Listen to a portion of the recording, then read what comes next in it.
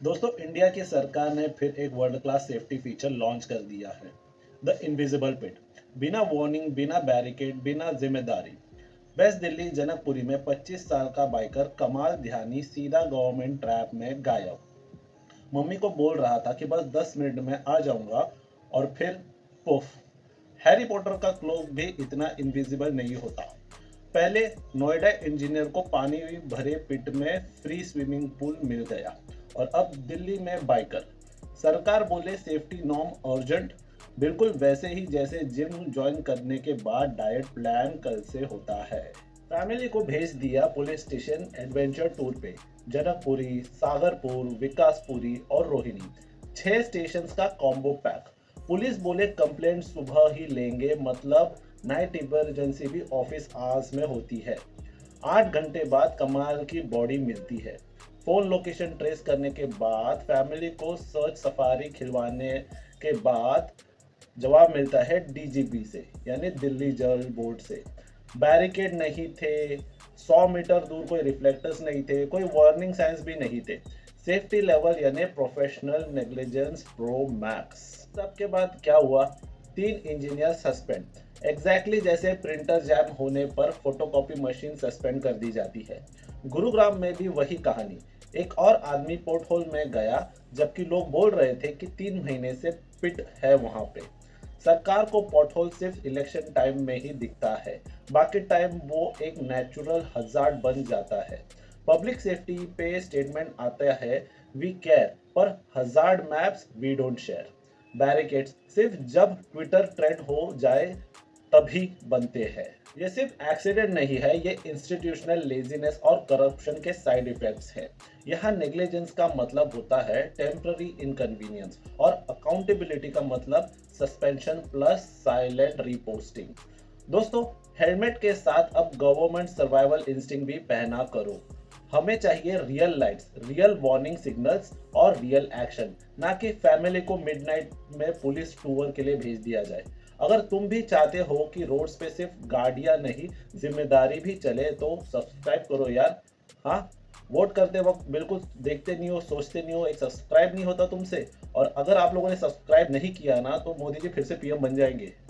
अब बात करते हैं इंडिया की लेटेस्ट पॉलिटिकल थ्रिलर की, यानी नरवणे की अनपब्लिश्ड मेमोयर। एक किताब जो सरकार कहती है एग्जिस्ट ही नहीं करती, लेकिन राहुल गांधी पार्लियामेंट के बाहर हाथ में पकड़कर दिखा देते हैं। मतलब बुक स्क्रॉडिंगर मोड में है भी या नहीं भी।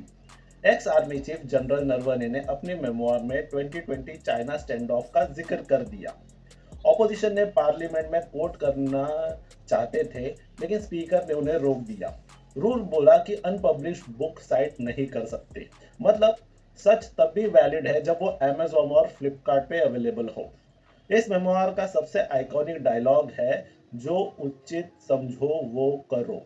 सोचिए जरा, बॉर्डर पे चाइनीज खड़े हैं, हाथ में शेजवान नूडल लिए, और आर्मी चीफ जब गाइडेंस के लिए कॉल करते हैं, और रिप्लाई में आता है कि जो उचित लगे वो करो।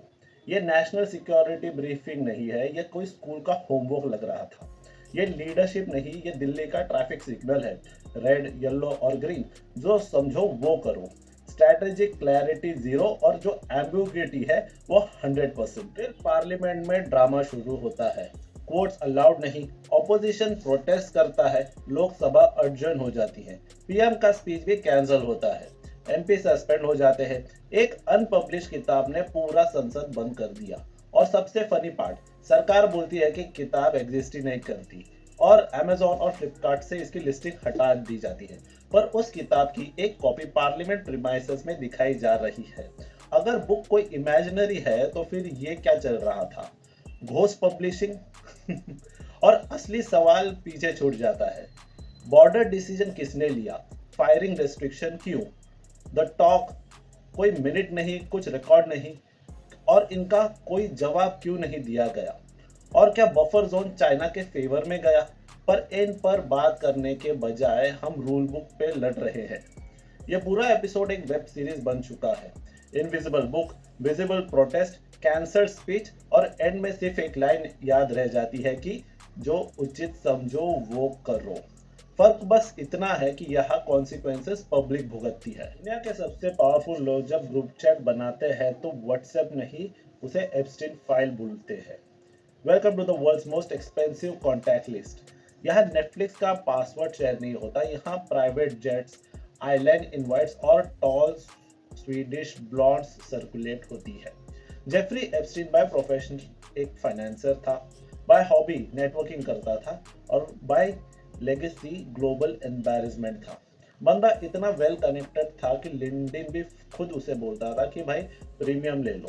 20,000 पेजेस के डॉक्यूमेंट निकले और दुनिया को एक ही सवाल पूछते रहे सारे अमीर लोग कि भाई अपना तो नाम नहीं है ना उसमें। अब आते हैं अपने देसी तड़के पे। एप्स्टीन फाइल में इंडियंस का भी नाम पॉप हुआ है, जैसे आईपीएल ऑक्शन में सरप्राइज प्लेयर्स पॉप होते हैं। अनिल अंबानी ईमेल में बिजनेस टॉक और एक legendary request, tall Swedish blonde. Reliance नहीं, रिलायंस ऑन एप्स्टीन। अरे भाई कॉन्टेक्स्ट है, कन्विक्शन नहीं। फिर Hardeep Singh Puri meeting emails, New York visit और कल्चरल डिपार्टमेंट से एंट्री हुई मीरा नायर, अनुराग कश्यप, नंदिता दास और दीपक चोपड़ा की।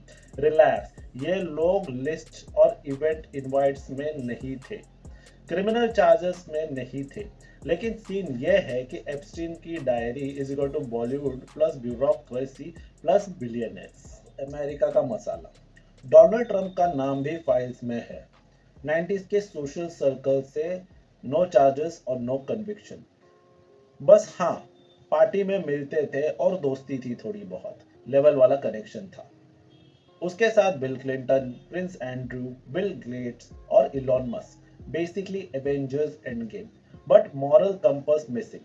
सब बोल रहे हैं कि हम सिर्फ हेलो बोलते थे, लेकिन एप्स्टीन बोल रहा है कि bro your hello is documented. और आयरनी समझो, एप्स्टीन जेल गया, एप्स्टीन मर गया, पर पावर नेटवर्क जिंदा है, स्ट्रांग है और वेरीफाइड है। फाइल्स बोल रही है कि क्राइम का प्रूफ सबके अगेंस्ट नहीं है, पर एक्सेस का प्रूफ सबके पास था।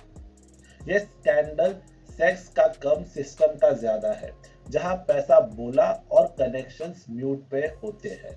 एप्स्टीन गया, ईमेल्स रह गई और दुनिया को एक रिमाइंडर मिला, जब एलीट लोग पार्टी करते हैं तो बिल आम लोग भरते हैं। लाइक करो, शेयर करो और फॉलो करो। और हाँ, नेक्स्ट टाइम किसी बिलियनर को फिलैंथ्रोपिस्ट बोलने से पहले एप्स्टीन फाइल्स चेक कर लेना।